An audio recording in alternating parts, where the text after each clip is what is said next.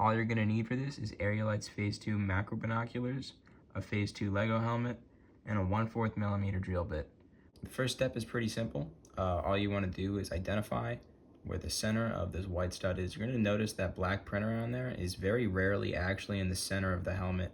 So you wanna just, if you need a Sharpie, you can use a Sharpie, but just make a small little dot in the actual center of this white part of the mold and not where the black dot is.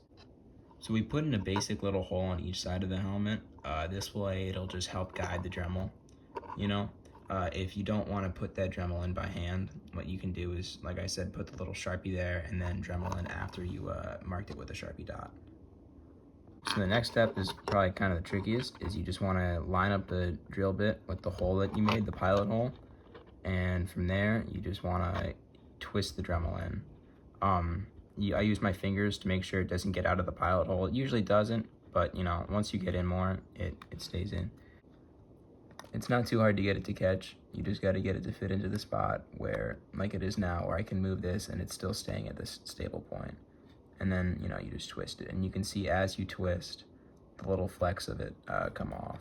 Last step, of course, is putting on the macros. You're just going to tilt one side in, pop them in like that, lift them over the other side, and there. All done, ready to go.